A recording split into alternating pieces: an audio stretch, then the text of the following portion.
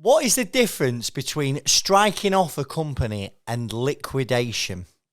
So, a business will close for mainly two reasons. You know, the directors have had enough and, you know, they want to move on, you know, retirement, new direction, or the business has become insolvent. But it's not just a case of, you know, a company comes to its end of the life and then it stops. One of the things that you may consider when closing a company down is a strike-off or a dissolution.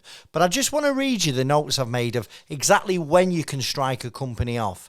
Now, remember, striking a company off is reserved for companies that don't have any debts, or they can pay off all the debts before they attempt to strike the business off. Now, you can strike a company off if you've not been trading for the past 3 months. You can strike a company off if it's not changed its name in the last 3 months. You can also consider a strike off if there's no insolvency proceedings taking place. Obviously there's no debt outstanding to creditors. Everyone's been paid in full and there's no outstanding legal issues. Okay? So what you do when you strike a company off, you go on Companies House and you fill in a DS01 form. It costs you £10. And what will happen is that strike off will get advertised in the London Gazette or the Gazette up in Scotland if you're based up there. And if no one objects within 3 months, poof, your company disappears from the register. Okay? What happens with a liquidation? A liquidation is when your company's insolvent, or a creditor's voluntary liquidation is when your company's insolvent. And what happens there, what that means is you can't afford to pay your debts when they fall due. So in that process, instead of just typing out on Companies House and filling out a form and it costing you a tenner, you're going to need to instruct an insolvency practitioner. And an insolvency practitioner will formally close the company down. And it's going to cost you, if you're a small company, it'll start from £4,000 plus VAT. So £10 versus £4,800. They're two very different things.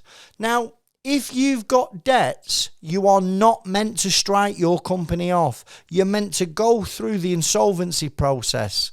Now, I scratch my head because I'm going to throw a curveball into the mix. Maybe you're there, you've got no money. You can't claim director redundancy. There's no cash in the business. There's no assets. And most importantly, you've not taken a bounce back loan. So if you fit all that criteria and you need to close your company and you can't afford to pay it, you may attempt to strike the company off. But you must write to your creditors. Write to Mr. HMRC and say, Mr. HMRC, I've got no cash. I've got no assets in the business. But if you want, please liquidate me yourself. But there's nothing there.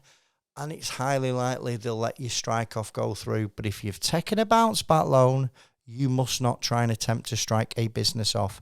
So I hope that I've explained there the difference between striking a company off and a creditor's voluntary liquidation. If you've got any questions, please drop them in the comment section below. If you're watching us on YouTube, please subscribe to the YouTube channel. Many thanks. My name's Chris Worden.